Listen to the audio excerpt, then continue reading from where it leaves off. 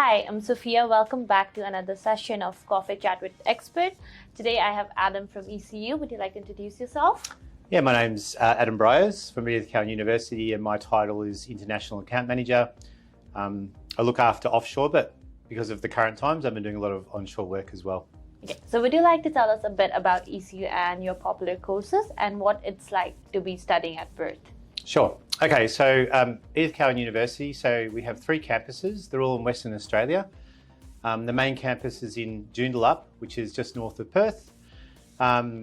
We are a comparatively new university, but we're coming up fast in terms of rankings and student numbers and so forth.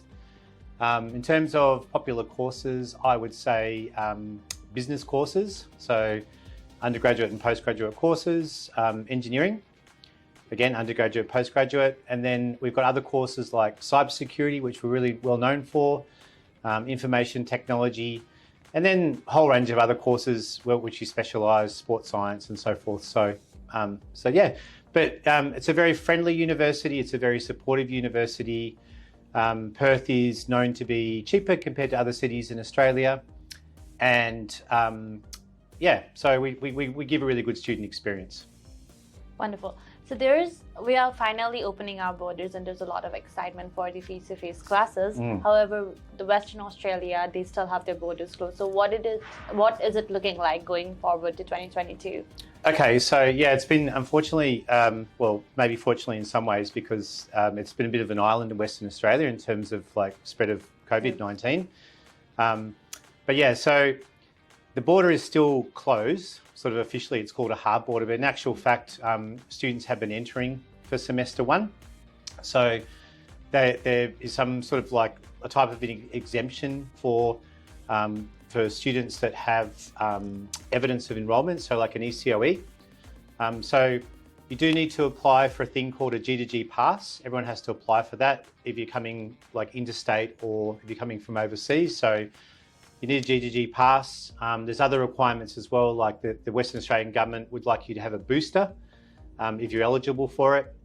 And you need to like show some sort of negative test within 24 hours of travel, which is quite normal.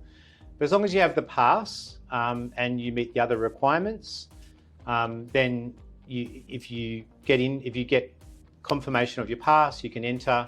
At the moment, you need to quarantine for 7 days. It was 14 days, but last week it changed to 7 days, so it's 7 days at the moment.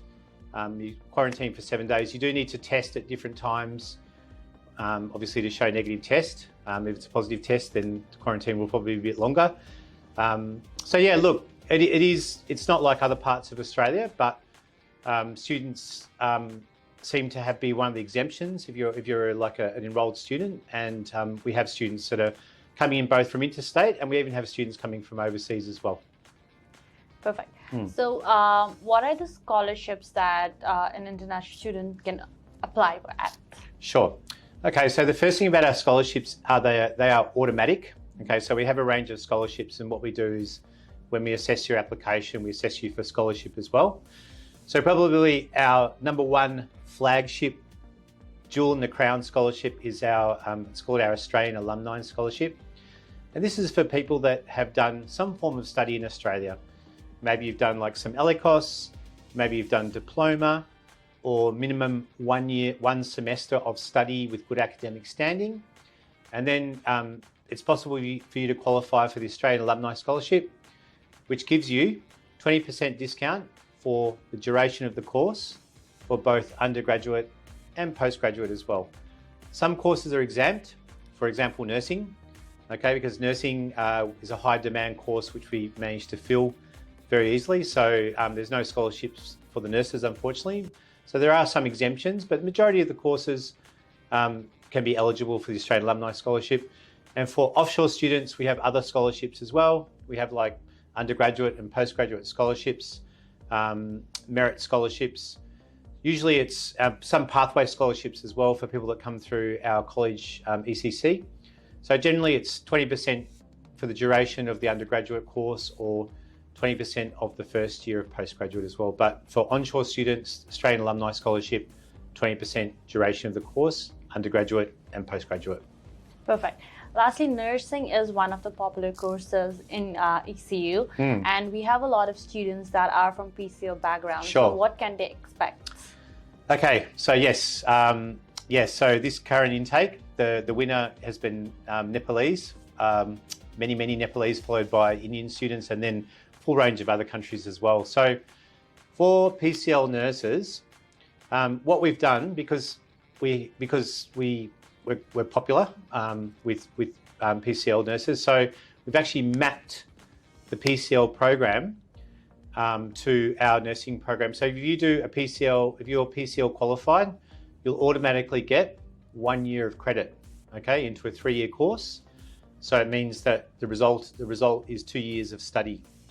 Now, if you've done your PCL and you've gone on to register as a nurse, and most importantly, you have work experience as a nurse within the last 5 years of the time of your application, then it's possible for you to get up to 2 years of credit, meaning that the duration is 1 year.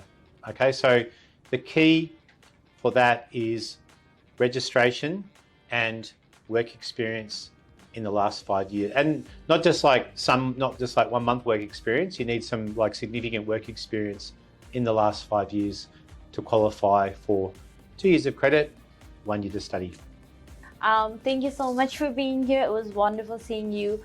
If you all have any questions, feel free to leave a comment in our comment section, and one of our team will get back to you. Thank you. Thank you.